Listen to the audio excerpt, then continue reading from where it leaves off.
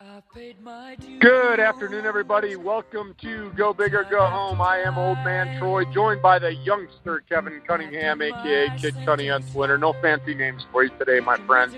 None at all. It's just been one of those days. How are you doing? I'm doing good. Better than you, it sounds like. Nothing crazy exciting for me. So I'm doing good. I wouldn't say I'm super excited to talk about this game that happened last night as we record this on a Tuesday, but we are still talking about Big Ten basketball the night after the championship game, which I think most teams out there, any fan, would be happy with making it to the title game. Whether your team wins or loses, making it to the title game, you're one of two teams out of, 300 however many D1 teams. So to get to the title game, as a Duke fan myself, I'd love to get to a title game. So getting there would have been great. Losing in the Elite Eight was not fun. So, and that's making it to the Elite Eight. They should be happy with, getting to the Elite Eight and losing to Kansas. But yeah, so in general, still talking about Big Ten hoops, which, you can't be too down about. Which I guess leads me to the NBA draft. Not that we're going to talk about that for a whole lot or first at all, but we can also talk about Big Ten players and just a few names not necessarily declaring for the draft, although some already have, saying they're going to sign an agent, but others that haven't signed an agent yet, depending on time, I guess. We'll see with that. But going to be talking all Big Ten basketball, whether it relates to the tournament, whether it relates to the NBA next season. This is probably one of our last Big Ten basketball shows of the year, outside of draft time, I guess. Well, the next time we talk basketball, really it'll probably be the draft on what NBA teams select Big Ten guys. Yeah. There's a number of names out there, so it'll be interesting. You threw some names out at me, and I already questioned one of them. We'll talk about that a little bit later. But, you look at the game last night, and I was telling you in the pregame, I'm wrong, as always. I picked Michigan to win. I should get paid to be wrong. Maybe one of these networks would like somebody that's the opposite, so their listeners are like, oh, the old man picked Michigan, so I'm going to pick Villanova. But in my defense, Kevin, I gave two scenarios of what was going to happen in that championship game. Yep. Michigan would win if it was a close game. But Michigan couldn't score. 62 points. Which actually, you look at it, probably around, take out that 99-point game they had against Texas A&M. That's about where they were at. They offensively were not juggernauts in this tournament. No, they didn't score 70-plus points in the tournament outside of that 99-point game. Yeah, so their average, it's probably higher than that because of that 99-point game. But if you take that out, they probably were right where they were at in all of their other games. So offensively, they didn't have a great tournament. But I said in the show yesterday that Michigan would win in a close game if they could score. Otherwise, if they can't score, Villanova is going to blow them out. And Villanova blew them out, 79 points allowed. Villanova averaging almost 90 a game. Pretty good job defensively. They were just shooting lights out again like they have done all year. Villanova just has great shooters.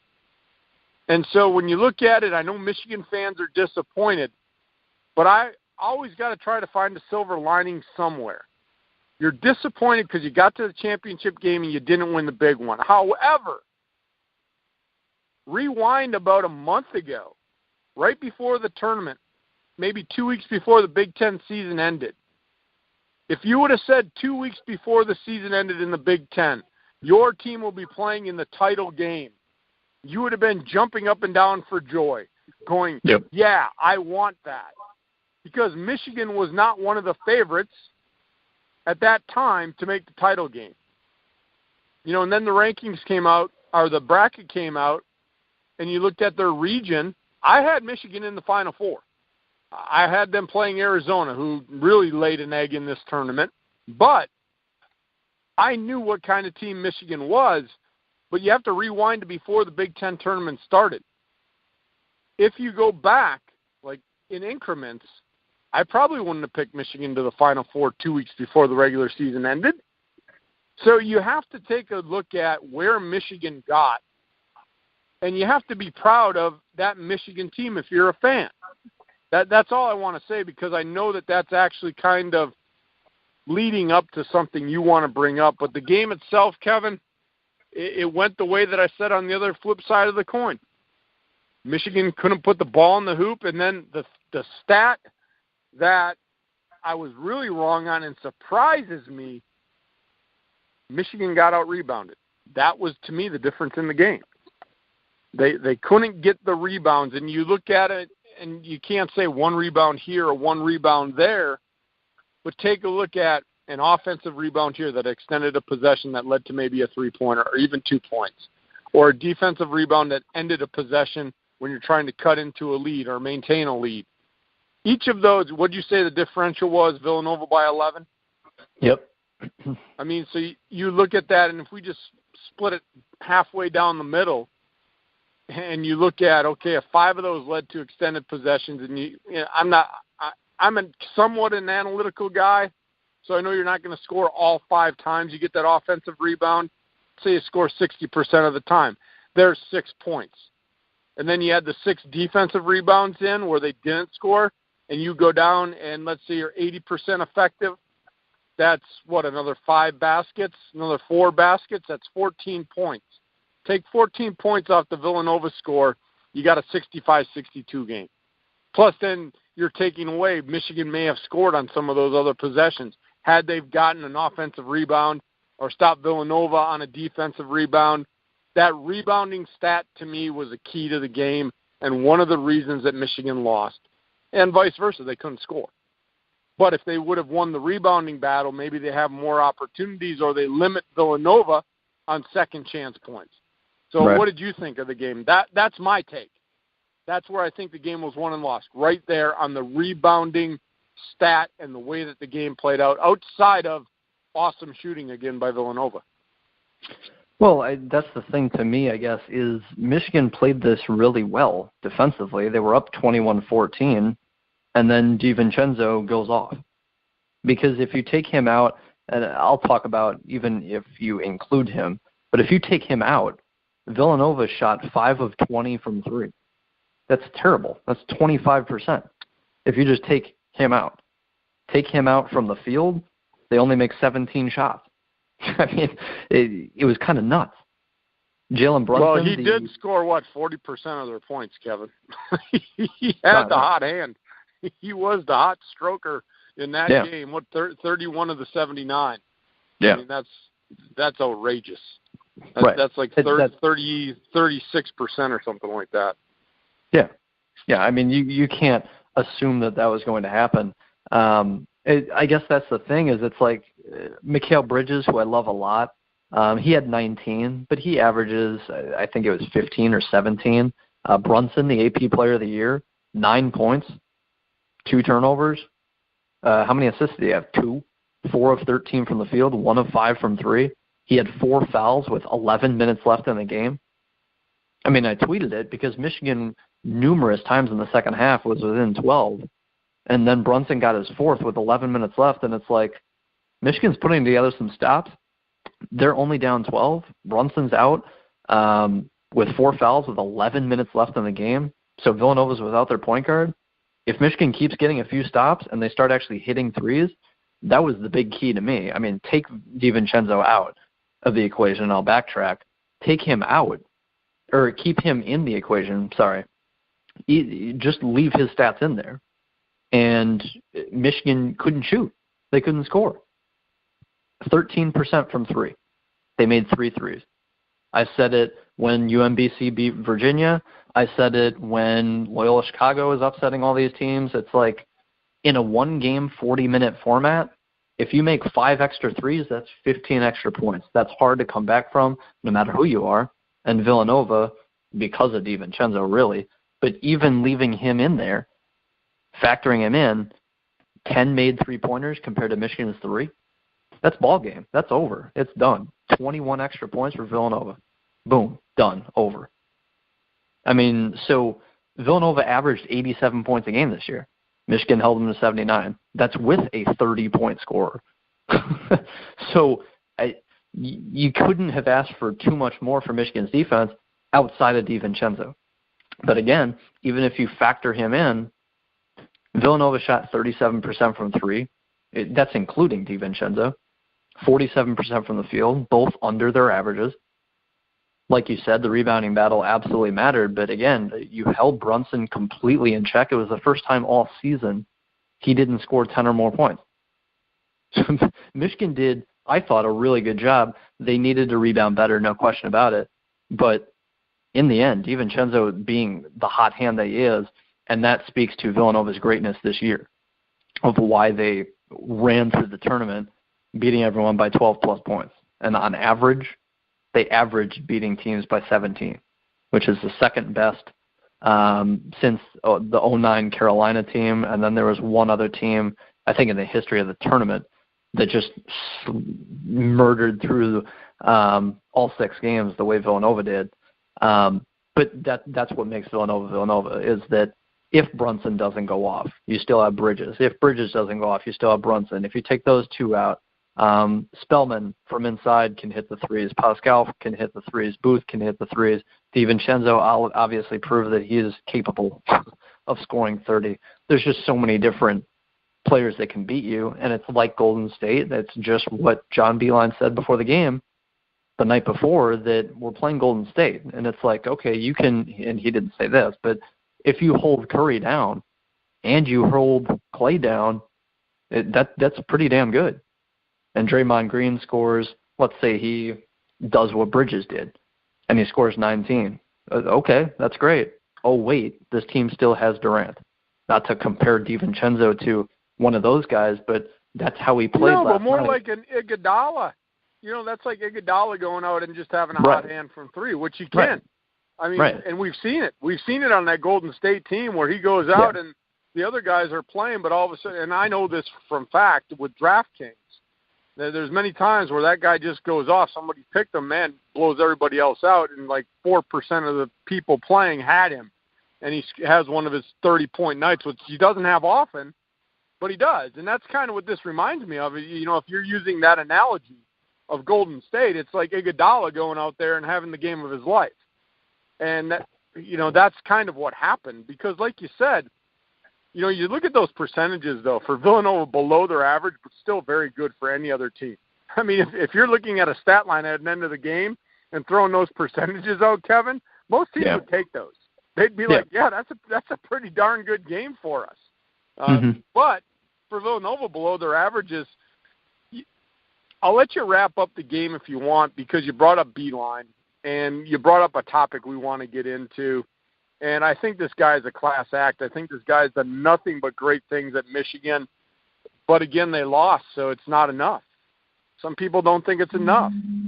But I'll let you wrap up the game if you have any last words on the game itself, because I really want to get into this Beilein topic and talk about it, because I'm going to be very stern on my opinion when I talk about it, because maybe part of it is the old coach in me. But I think a lot of times fans are greedy, and they don't realize what they have until that is gone. So I'll turn it back over to you. Yeah, I think DiVincenzo really saved the day, just based on what everyone else for Villanova did. Not that Bridges had a bad game. He had a solid game. But, again, take DiVincenzo out, they shoot 5 of 20 from 3. I mean, you can't ask for better. My huge takeaway, really, outside of DiVincenzo, was Michigan's offense. Because in the 9 games before the NCAA tournament, they won all 9 of them. They scored at least 72 points in every single game. Then the NCAA tournament comes around. They score 61 points in the first round. They score 64 points in the second round, with a buzzer beater 3, by the way, which they could have been easily out in the second round of this tournament. They luckily advanced past that with a buzzer beater 3, and then they score 99. But, again, first round 61, second round 64, Elite 8, 58, Final 4, 69. I mean, they're not scoring 70 ever in this tournament. And then Villanova, 62 points. I mean, they just could not score. as soon as the NCAA tournament came, they just couldn't score.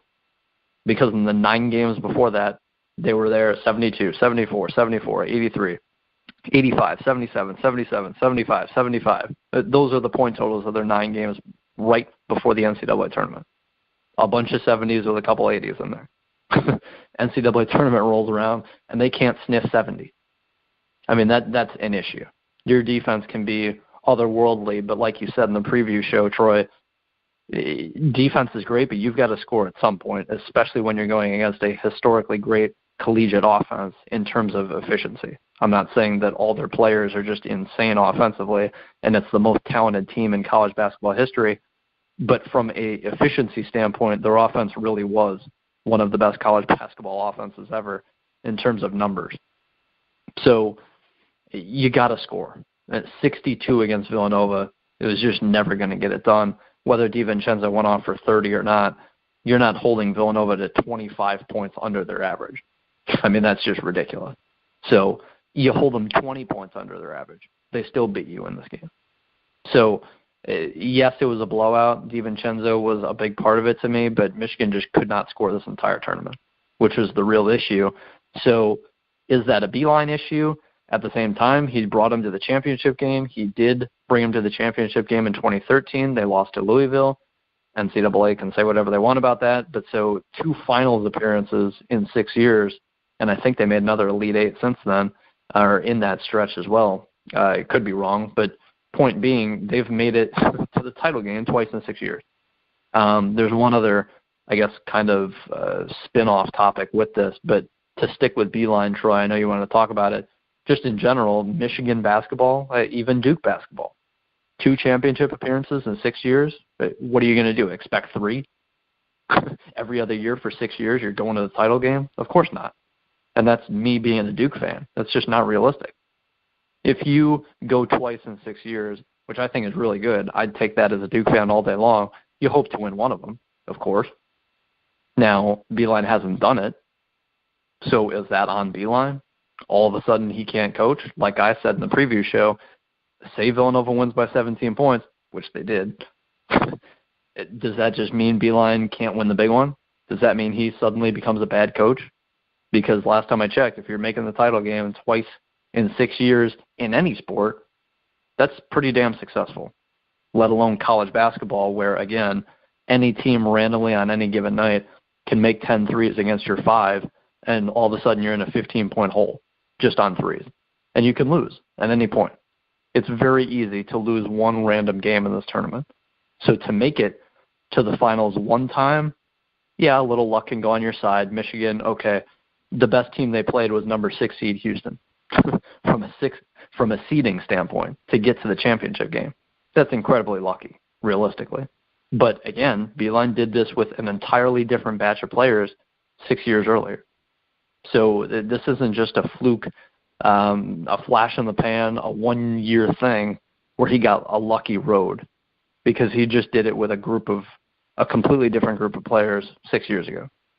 So here's my thought on this, Kevin. I'll look at it. Everybody that listens in, if you're a new listener, welcome. We appreciate everybody listening in. Those that are loyal listeners know I am from Wisconsin. And I want to bring up Wisconsin, that little mini run they had with the Kaminsky's, the Hayes, the Canings. That group, Kevin, that was to me, that was my Christmas for Wisconsin Badger basketball in that 2-3 year run that they had. Right. Now, I'm not expecting another Final Four run out of this team probably in years. And you know what? I'm okay with that because it was fun when that group was together. Kaminsky and Hayes and Koenig and all those guys. It was exciting. And then I'm just being real. That was a special group. And thank you, Wisconsin, for giving me that time to remember the Final Four run and the nice, making a run from an 8 seed. So maybe I'm a different type fan than a lot of others, but I appreciate that little run that they had. Yeah. And I'm going to go back. And you talk about Beilein, 6 years ago, Final Four or championship game. Yeah. And now this year. If you're a Pittsburgh fan that just went 0-19 in the ACC, Wouldn't you be grateful to have 2 championship game appearances in the next 6 years? But like you're I not going said, to win the title. Troy, as You're a not going Duke to win fan, the title, but you're going to get there twice. As a Duke fan, I'd be content with that. It's like, damn, I wish we would have won one. But still, you can't ask for more than that. You can't ask for 3 title games in 6 years. That's insane. Good. I mean, fans are greedy, Kevin. That's the problem with fans today. They get greedy. They always think that it goes back, and maybe it's society. If you don't win, you're second place, and there's no room for second place. You know what? It's sports. And here's the thing. We're talking about it today. We're not going to probably talk about this again. When will we talk about this game again, Kevin, you and I on our show? Maybe next year when we preview the Big Ten? Hey, sure. Michigan made it to the championship game last year. Yeah. So life goes on. And you know what? I know sports are very important. I've talked about it outside of the realm of just doing a sports show and how it builds character and all of these things. But sometimes I wish fans, Kevin, would just enjoy the moment. Yeah. I was cheering for Michigan, but you got to give credit to what Villanova accomplished. And the game itself, yeah, it was a blowout. But can you enjoy the game? I know as a Michigan fan, you're upset. Your team couldn't score, and you lost. So instead of pouting in a corner, why don't you stand up and applaud those guys for the effort that was made with a tournament run? Like you said, did they get lucky not having to play 1 and 2 seeds? Yeah, but that's the NCAA tournament. You don't know who your next opponent's going to be. That's why it is so exciting. I mean, we talked about it on this show, the left side of the bracket all screwed up. Yep. Right side pretty much chalk. Yep. That's the NCAA tournament. That's why it's so great. One of the best events in sport. And so when you hear these things about Beilein and his coaching ability, I'll tell you what. If he wants to go to Wisconsin, sign him up now. I'll take two championship games again in Wisconsin history. I'm still happy with what Bo Ryan did. So, fans, take a deep breath and enjoy what your programs give you. Do you think Loyola Chicago is pouting, oh, we didn't get to the championship game, we didn't win the NCAA tournament? Heck no. Most people didn't have them getting out of the first round. They're happy with what they did. Can you be disappointed in the result? Yes. But when the disappointment wears off, you shouldn't be so critical. Flip the coin and look at the positives that happen in sports every time your team loses. Yeah, you want to win, but sometimes I swear, Kevin, these fans and analysts, Beilein's a good coach. 2 championship games in 6 years, most programs would be okay with that. Yeah, you want to win, but man, to get to 1, that's a task in itself. To get to 2, that's another task, and to do it within 6 years, I don't want to say phenomenal, but pretty darn great in my book. I'm done rambling. I'm done raising the octaves in my voice. I'm going to turn it back over to you. 2 last things with this. Because you finish in second, that doesn't mean you're just, the best loser or, whatever. To get to second, I mean, again, takes something. It takes skill. And because LeBron makes all these finals and he loses some, okay, but at the same time, you'd rather get there as opposed to lose in the second round, wouldn't you? Yet, when Michael Jordan, for example, gets bounced in the first round, gets bounced in the second round, and never gets talked about. Luckily, in the finals, he's perfect 6-0. So he's this immaculate player that can never be touched. But he only got to the finals 6 times. And so LeBron, it's like, okay, yes, he's got, 5 whatever. Yeah, what does LeBron have, like 100 in a row now or something like that, youngster? Right, like 8. Like, I don't know, 199, maybe going for 100 this year. Yeah. Yeah. You're going to get me worked up again. You're going down that road, youngster. Keep going. It's just stupid to complain and think there's something wrong with second place. It's like the Titans getting to the Super Bowl and losing. It's like, are you kidding me? As opposed to getting lucky in the first round of the playoffs against the Chiefs and then losing in the second round. Let's see, which would I rather have? Would I rather have the embarrassment of losing in the Super Bowl or losing in the second round? I think I'll take my chances and go to the Super Bowl. A second place is better than eighth. That's in any sport. That's common sense. Why is it that people are bashed, teams are bashed, coaches are bashed for getting to the Elite Eight and losing and not getting to the Final Four? Gee, they must not be a good big-time coach. That's what people said about Jay Wright 4 years ago. Villanova it was either a 1 or a 2 seed. I think it was a 1 seed, and they lost in the second round.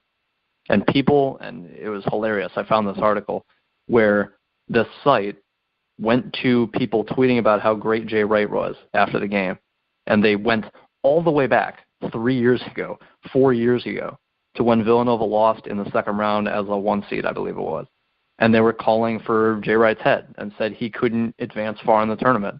That was the knock on him, was he couldn't make it to a Final Four. He had all these good Villanova teams, these talented players from Villanova, and he couldn't get to a Final Four. So individual. Well, then Duke better fire Coach K, Kevin. Your Duke program better fire Coach K. Yeah. He never lost in the second round ever in his life, has he? No, he's just lost in the first to Lehigh. Literally. So it was funny, though. You better get a new coach over at Duke there, youngster. I don't know if Coach K can cut it. No. But it was funny. This article, again, went back to these same people who bashed Jay Wright 4 years ago, and literally last night after the title game, were tweeting about how great Jay Wright was and how phenomenal of a coach he was. The same exact people, not just Villanova fans. The same exact people were tweeting about how Jay Wright couldn't get it done, and Villanova needs to release him and get a new coach, a better coach, someone who can get it done. And then these same people 4 years later, after Villanova wins 2 titles in 3 years, are saying, oh, gee, Jay Wright's really good. Oh, man, I love the slick hair and how young he looks and the suits. Man, he's awesome. He can coach with the best of them. It's like, yeah, I agree. He can. But I'm going to toot our own horn, Kevin, right here. Yeah. The road you're going down is, I'll say it this way. What you're talking about is a typical fan, that they will be on one side of the spectrum, bashing, get rid of this guy, get rid of the coach, do this. Then winning happens. Oh, so beloved. Can do no wrong, that player or coach. This is where I toot our own horn. You and I have opinions. Now, can we change our mind? Yes, we can if we're swayed. But I've been doing shows with you a long time, youngster. Had you on as a guest, been doing co-hosting shows with you. The one thing you and I do, we have our opinion, and we don't waver. We give our opinion. Now, you and I have tried to sway each other and make good points, and then sometimes, you know what? Yeah, you know what? I'm going to change my opinion based on fact, not on emotion. And so when you and I talk, our opinions are usually based on fact, but they're pretty stern. We're not going to waver. And you can go back to any of our shows, and we're not going to have said one thing a year ago and all of a sudden changed our tune a year later. And I've told you this, Kevin, you've known me long enough. I admit when I'm wrong. I'm wrong a lot. I just say, hey, I'm wrong. But I think that's what I like about doing shows with you. We have our opinions. We stick to them. We don't flounder. We don't jump from one side of the spectrum to the other side of the spectrum to jump on bandwagons. If we don't like something, we don't like something. If we like something, we like something, and there's reasons behind it. So I had to toot our own horn. I'm sorry if the fans didn't want to hear it, but I dislike fans that you're talking about, Kevin. You know, I look at my favorite teams, the Packers, the Badgers, the Brewers, the Bucks. The Jason Kidd thing, I said it, and I think we had you on the show back when I did the Red Light Sports Network to talk about Jason Kidd. I was never sold on Jason Kidd as a coach. What he did in Brooklyn, and then all of a sudden, woo, look at Jason Kidd, this great coach. He had a veteran team. I wanted to see how he could develop young talent. That's what he had with the Bucks, and he couldn't do it. And I said it when he was hired, and I stuck to it.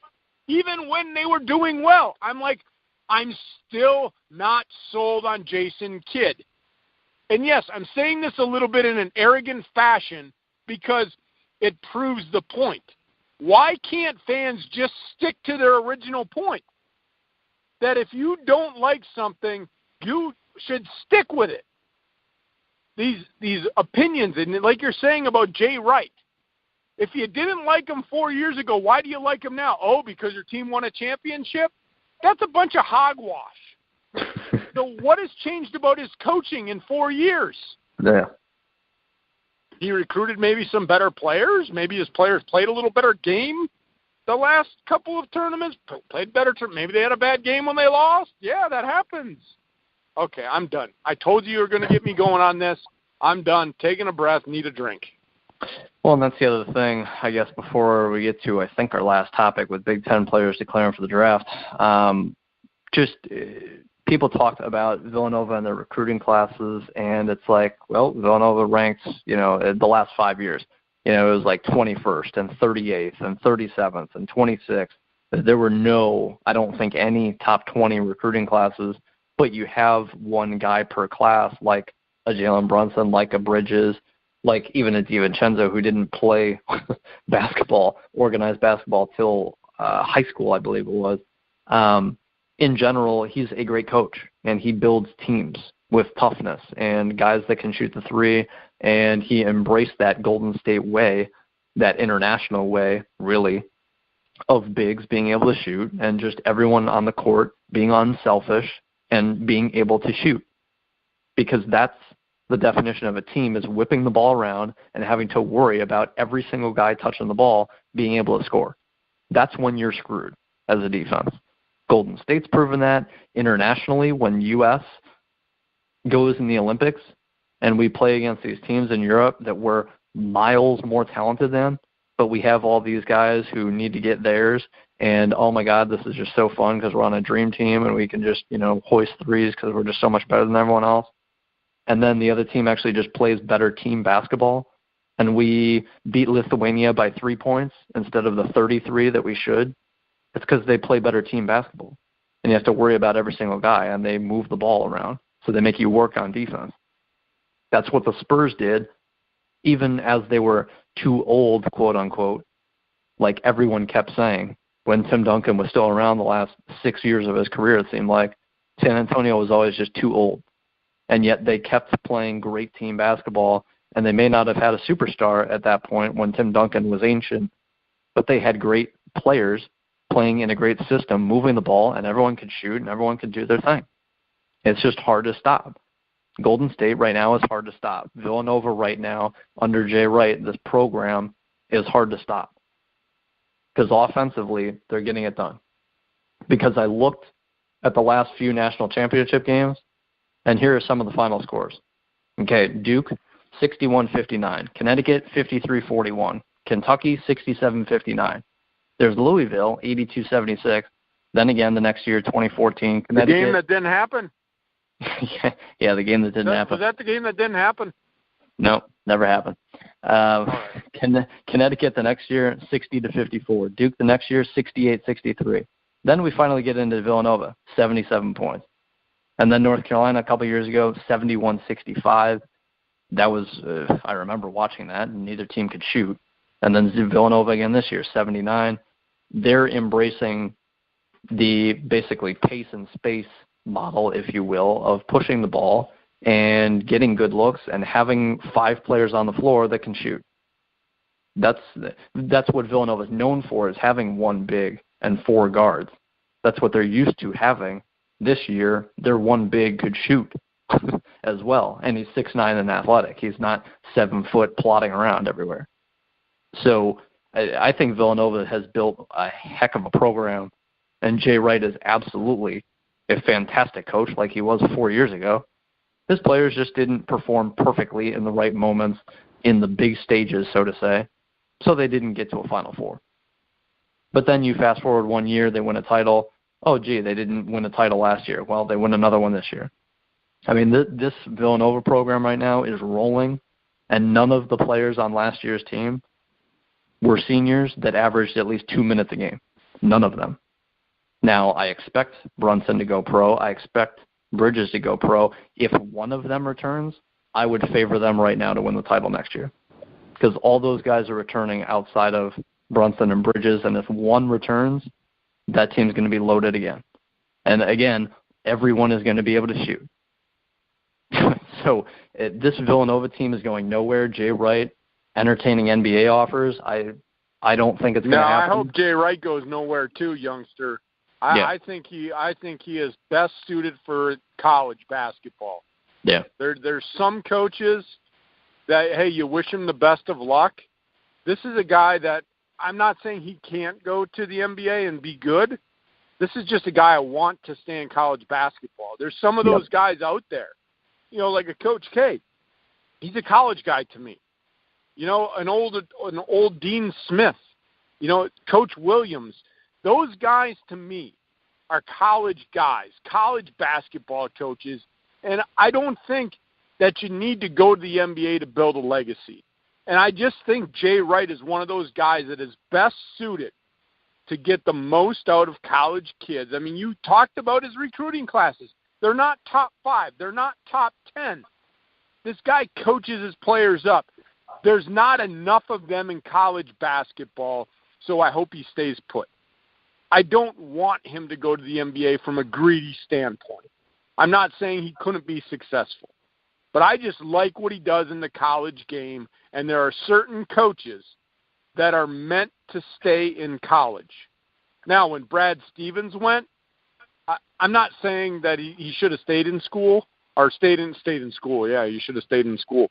Should have stayed at Butler. I thought that was a great hire by the Celtics, and it's proving right. He's a guy that did a lot with a program, but to me, that was a coach. Yeah, you can translate your skill set over to the NBA. Jay Wright could too. I just like what Jay Wright does with top talent, good talent, molds them together, team basketball in the college game. I just don't want to see him go. I want more coaches like him in the NCAA. And if there was more like him, you might see craziness on both sides of the bracket with 1s and 2s and things like that, because there would be more depth to the tournament. I think coaches like Jay Wright and Coach K that are devoted to college basketball without having another agenda of wanting to get to the pros, those are the coaches that build great, stable programs, and there's just not enough of them in the game today. That's all I got. Yeah, I absolutely think Jay Wright could succeed in the NBA. I don't think he's going to go. It's just my assumption. I think he's built something very well in the Northeast, which I think he likes and he enjoys, and especially being Villanova. It's like, okay, Villanova, do they have a football program? I don't think they do. If they do, it's like an FCS or D2 school. It's Villanova. That's what you think of with Villanova, is what Jay Wright has built. And does he need to go anywhere? Absolutely not, especially money-wise. Ask guys like Coach K and Boeheim and Izzo and Beilein now, who's a top 10 paid coach, and even Chris Holtman, first-year guy at Ohio State's a top 10 coach in terms of pay. Coach K, any of these college coaches, some of them make more than NBA coaches. And it's the same exact way in college football. Nick Saban makes, I think it's the second highest amount. Bill Belichick's pay isn't disclosed, I believe. It isn't out there, but I think that Saban makes more than every other NFL coach outside of Belichick, just from what I've heard. So it's not even about pay. It's literally if you've got an ego to coach the best athletes in the world and see what you can do there. I get it. I understand Jay Wright moving on. I just don't think he does, honestly. I think he's very happy at Villanova, just like Mark Few is at Gonzaga. He's been offered Arizona, I'm sure, multiple times. Mark Few at Gonzaga. Could be offered Arizona again. Yeah, and I'm sure he'll decline it again because he's just happy at Gonzaga. He's not going anywhere. Throw this short show out on Tuesday that we planned on doing, Kevin, because I want to jump in here. And you talk about the money, and some people get all they get their undies in a bundle about all this money getting thrown out to college coaches. And in my honest opinion, the college coaches probably should get more money, because look what they do for a university standpoint, bringing students to the school. A Villanova winning a national championship, you got to look at it this way, folks. Villanova, all that exposure that they had, and I can't remember where I read this article, but it was a couple years ago, and I wish I could remember where I read it. Teams that make the Final Four in basketball saw their enrollment increase the following year. So if you're a high school senior, non-athlete, but you follow sports or you're looking for prestige in a school, these teams that are in the Final Four and the college football playoff, there's a pride there, right, as a student. Yeah. So these coaches that you get all upset that they're paying all this money to, now they've got to perform, don't get me wrong. You're not just going to hand over, millions of dollars to some, I'm not going to use bad words, some bad coach. I'll use the word bad coach to not get the team to where it needs to be. But those good coaches that consistently get their teams exposure, they're helping the university tenfold. Because think of every extra person that now will attend Villanova because they won the championship. And I'm not talking athletes. Yep. I'm talking regular students. I have no idea what the tuition is there. I'll throw out a fake number. Say tuition is what, $20,000 a year, which is probably low. It's probably 10 times that. But even if it's $20,000, and the number I saw was like some schools increased by 21% enrollment. Oh yeah. That's not acceptance. That's enrollment. They're not going to be able to accept 21% more. But think of all those extra bodies. Multiply that times at least 5 years. Nobody graduates in 4 anymore. And if you do, good for you. Most people it's taking 4.5 to 5. Yeah. That's $100,000 extra dollars per kid that maybe wouldn't have enrolled there, but they enrolled because of some success in the athletic program because they wanted to be around something special and something that gave them pride outside of going to school. So take that and that's just one kid, and then you multiply that times how many years? Let's say 1,000 kids do it for $100,000, like you said, Troy. Say it's $25,000 every year, and say it takes them only 4 years. Say you get an extra spike of 1,000 kids going there, which for a place like Alabama, Nick Saban, it's more than 1,000. But we'll just say it's 1,000. So 1,000 times $100,000 by the time they graduate, that's $100 million. Yep, $100 million right there. 4 years. Yep. So that these 4 years, coaches, 1,000 extra kids. Yeah. 100. Yeah. That was my point. Yeah. That was my point. They're making pennies on the dollar to what the university is making. Right. So if you want to get mad at the greedy universities. Don't get mad at the coaches that take the money. Yep. I mean, in my mind, a lot of them should be getting paid a lot more. So, and the other part, and here we go. We're going way off topic. The other thing about college coaches, and maybe it's special to me because I was one for 5 years, but college coaches are doing more than just winning games.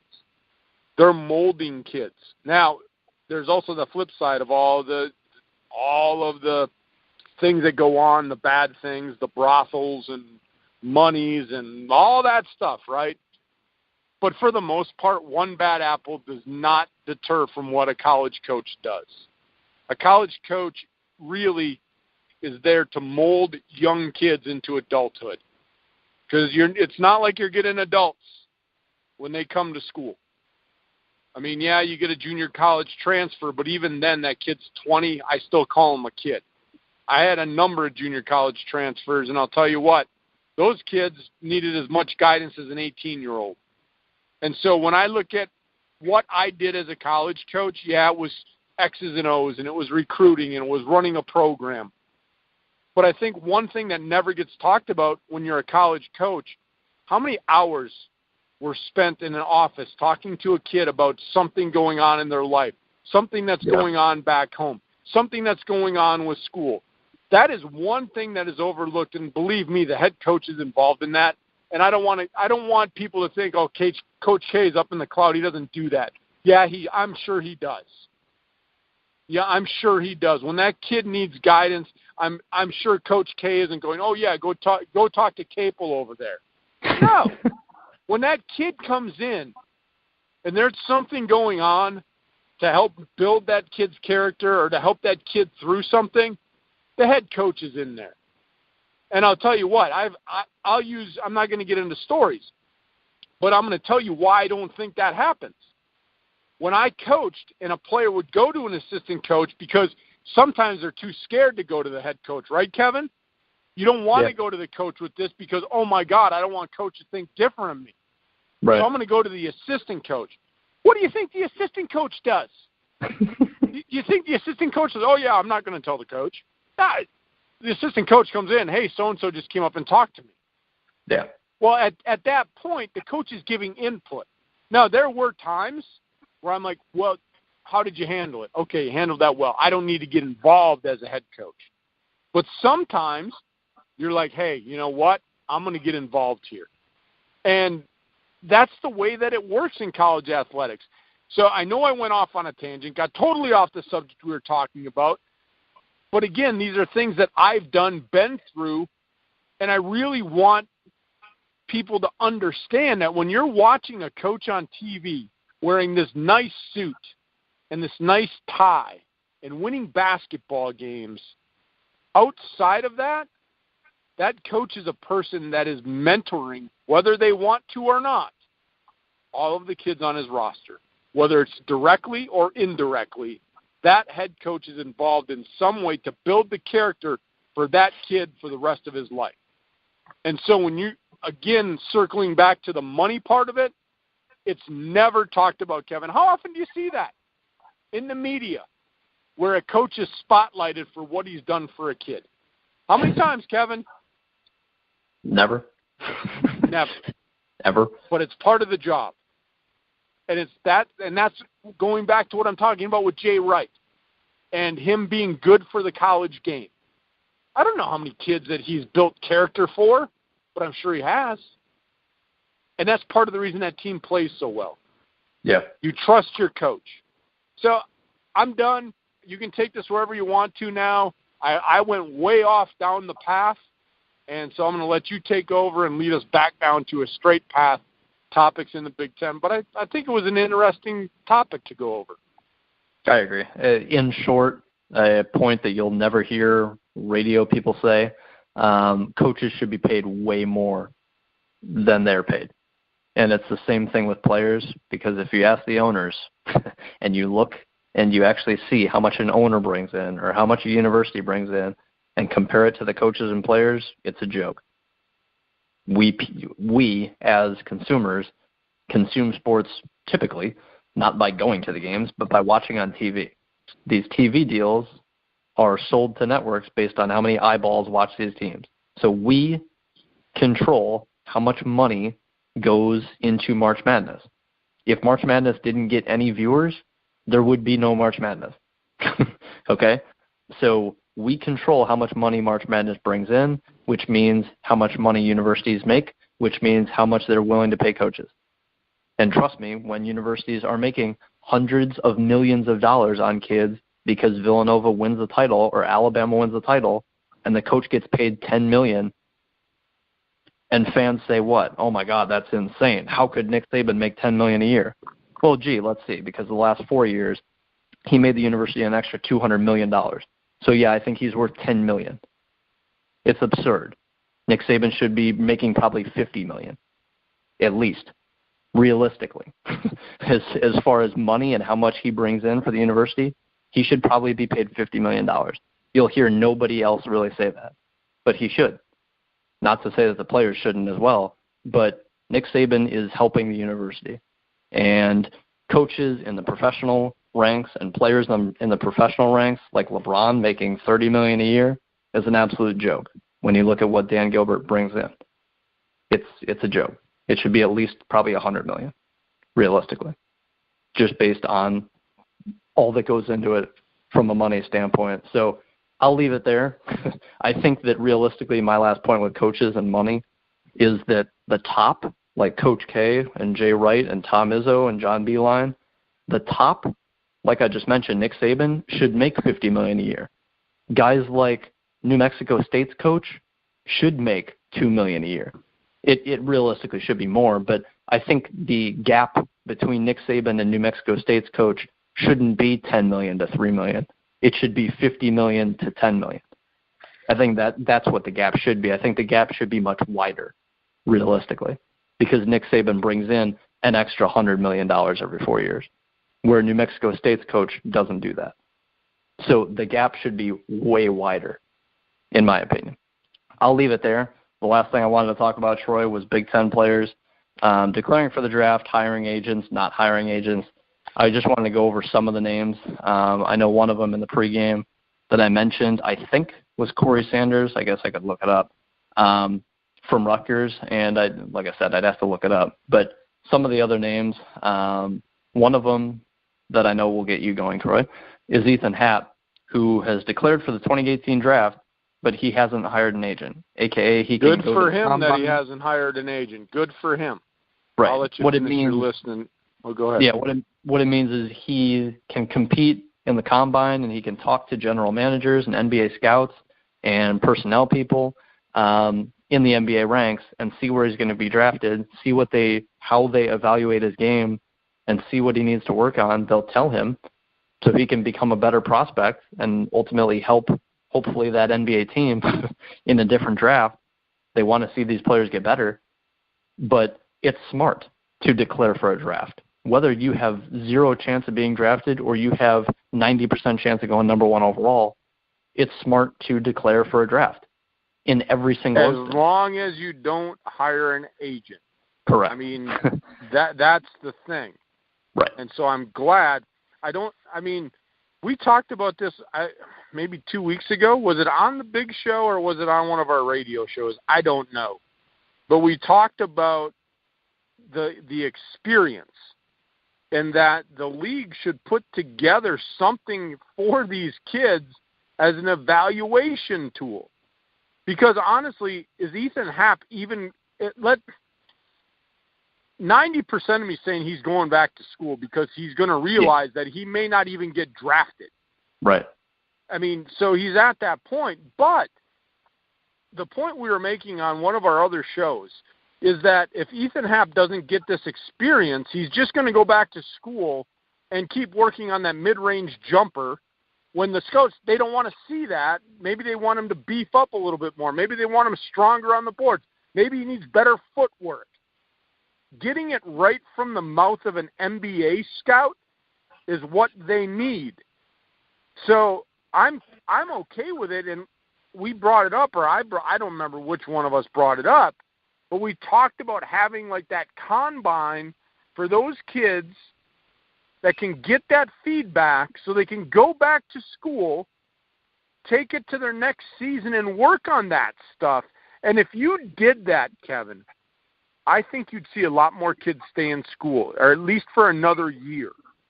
And they can go to this thing unlimited, and maybe it's an invite, like, okay, these are the top players, just because you declare, but I don't know, somehow.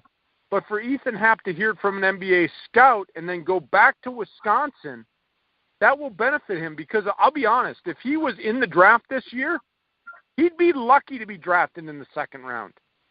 There's so many players that are exactly like him when you're looking at an NBA skill set. And I asked you the question flat out in the pregame. What makes Ethan Happ different than anybody else in the NBA? Not a thing. Not a thing. So why is he so special to be drafted? Because that's the thing in the NBA, Kevin. When you're drafted, you're not even guaranteed a roster spot being drafted outside of the first round. And even the guys drafted in the bottom of the first round, still guaranteed money. Doesn't mean they're going to play. Right. I mean, so I like it. I like the idea of what he did. And I'm glad he didn't hire an agent because I don't think he's NBA ready. And I'm not even sure if he'd get drafted. So, Ethan Happ, good for you that you didn't hire an agent. You did get me going on that because those that listen in, I'm a Badger fan. And he's a good player, a good college player, but he's not right now. He wouldn't even be considered to me a good NBA player right now, Kevin. He's got a lot to work on to be able to see the floor in the NBA. Carry on. Yeah, Rutgers, it was Corey Sanders. I looked it up. He plans on hiring an agent. So you're getting a Rutgers junior, hiring an agent, which, again, once you hire an agent, you're set. You cannot go back to college basketball. That's when you're set in the draft. You can't go through the process and back out.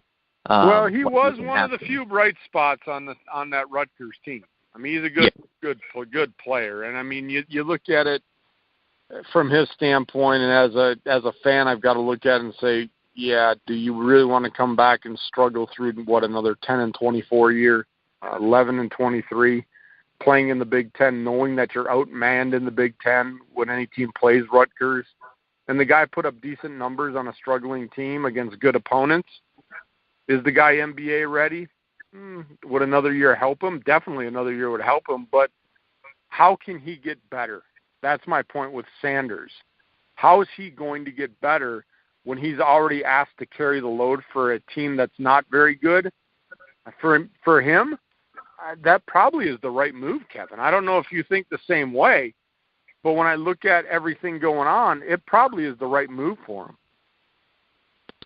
Yeah, I honestly don't know. And not that I say that often, because we're talking here to have takes and not be wishy-washy. Like you said, we typically have our take and we stick with it unless we review or hear factual information and we change.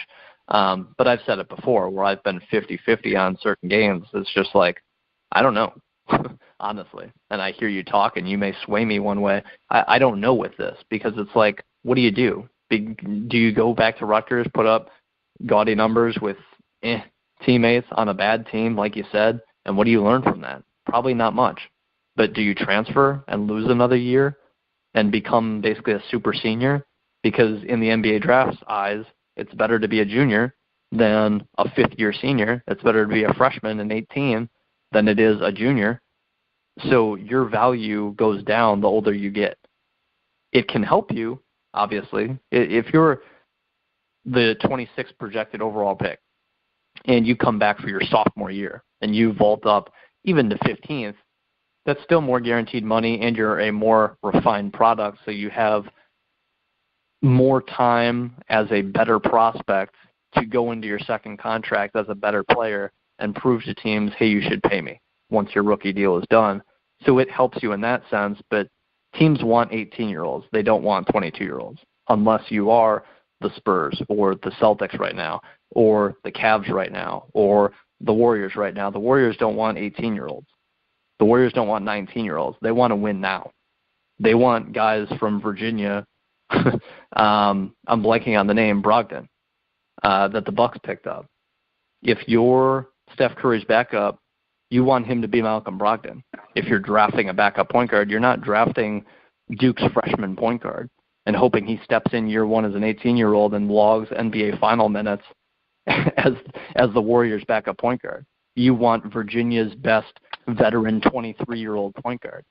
So it depends on the team you are, but in general, teams selecting at the top are bad, and they want to. And I will say this, youngster, that pick surprised me with the Bucks.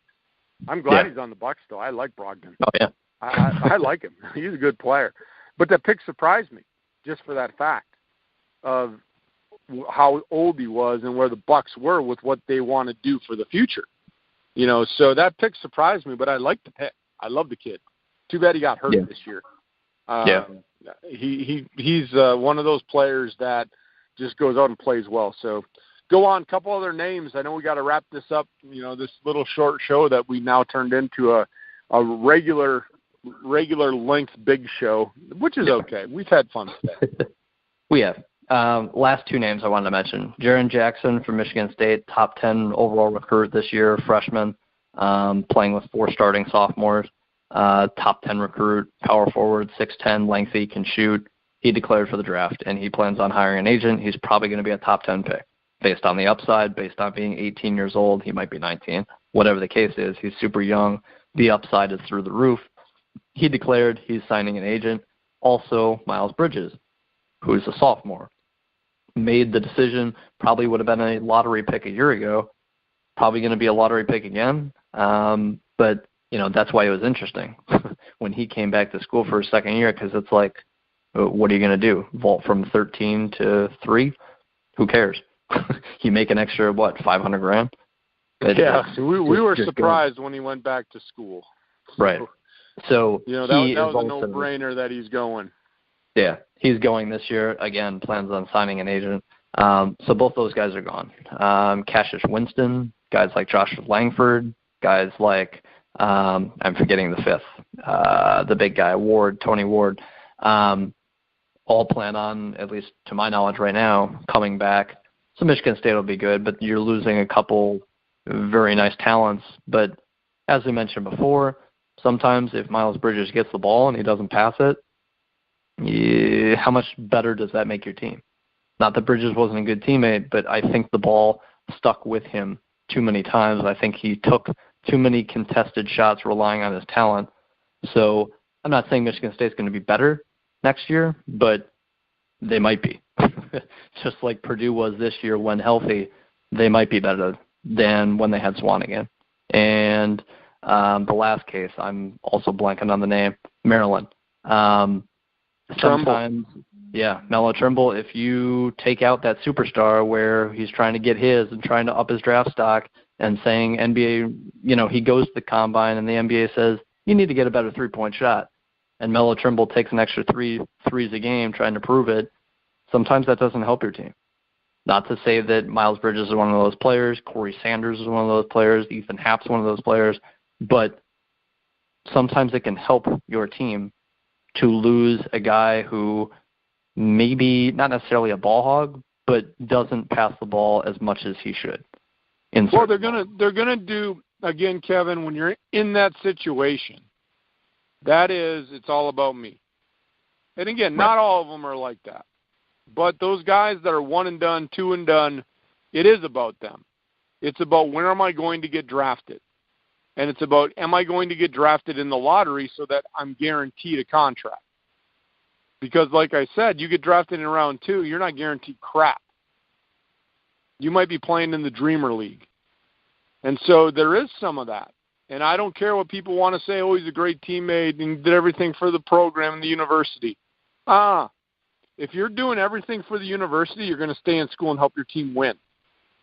So these guys, they are out there. They have an agenda. And that agenda is, when am I going to reach my pinnacle to get to the NBA? And they know it. So it doesn't involve the 4 other guys that are on the court with them, because they're never playing with them again. So Bridges, when he's on the court, I'm not saying he didn't want to win. He wanted to win. But the reason he came back, maybe it was to try to win a national title. We don't know. We thought he should have went last year. I mean, I would have had no problems with him going last year. Yeah.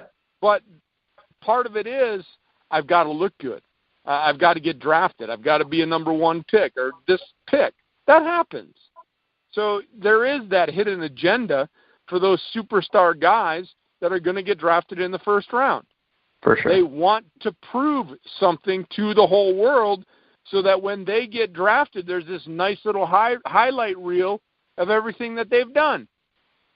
So it may be hidden, but it's there. The guys that are really doing things for their schools, they stay for 3-4 years. And they do help their team win championships or get into the NCAA tournament. Hey, a.k.a. Brogdon. Yeah. This guy stayed in school. Could he have went out early? Maybe. He's a good player. Maybe he needed to develop, but he stayed in school. So I applaud guys that stay in school, and I'm not getting on the guys that leave early, Kevin. They're talented. They're good enough. Go make your money. Get the heck out of the college game. I'm just an old guy. I like good basketball. I like good team basketball. I like defense. Don't get me wrong. The nice three-pointer, I like those too. But my point, there's a time for everyone to go, and those that are going to be lottery picks and first-rounders, at some point, they are going to hog the ball. They want the attention. They want the ball to go through them, and coaches will put the ball through them. And that's the problem you have with those superstars. Sometimes they are a detriment because you're not playing team basketball. You mentioned Villanova. They got two guys that can probably play in the NBA, but that ball moves from player A to player B to player C. There is ball movement. The scoring is all divvied up. There's not one guy that they would count on that you have to score 40. You have to score 30. Now, it did happen, guys scoring 30, right? But Jay Wright's concept, player A to player B to player C, that ball's going to move, and anybody can score with it. So that's all I got there, youngster. What else you got? What a show today. My last topic, not that we want to, take this any longer, but my last thing that I want to mention, my last point, I guess, was looking at this year's Villanova team, last year's North Carolina team that won it, the year before that Villanova team, all teams that not necessarily loaded with seniors, but were not built with one and done guys, just a bunch of freshmen leading you to a title. I think that's here to stay. I think the Duke from 2015 that had 3 top 15 picks, that's an outlier. The year before that, Connecticut was a veteran bunch. The team before that, that Louisville team, that was a veteran team. Kentucky the year before that, that was a few one and done. That's an outlier. Before that, it really starts going back to veteran teams. With Connecticut, the Duke 2010 team was a bunch of juniors and seniors. Well, that's because that Kentucky win, Kevin, that's kind of what got this whole thing going. Yep. When Kentucky won it, that's when programs realized, hey, this is what we got to do. Kentucky did it. Let's be copycats. Let's be honest. Sports is a copycat league. Any league, NBA, NFL, NHL, it's a copycat society. What's working for success is going to be something that is duplicated. I think you're right. The one and dones, that's the way teams are going to try to win championships. But I'm going to tell you this. Those that are senior laden and those that can do it, they have a good chance. Not every year. Look at Loyola Chicago. Not superstar talent, but that team played together for 4 years, 3-4 years. The guys were together. You're going to have that run, but you better make the run. If you're going to try to do it that way, that means that you've got 2 years to prepare and maybe 2 years to make a run, a.k.a. my Wisconsin Badgers in that magical run they had with the Kaminsky and the Nigel Hayeses. That was the magical run. Those guys stayed together. Again, as a fan, I realized that. You watched them progress from year 1 to 2 to 3. And then it's like, man, this is awesome. What a great magic carpet ride we're on. But now look at Wisconsin. Back in the gutter. Now they've got to build it back up. So if you're going to do it that way, you better do it right and you better make the most of it, because when that ride is done and you fall completely off the carpet, you're back down in the gutter and you got to build it up again.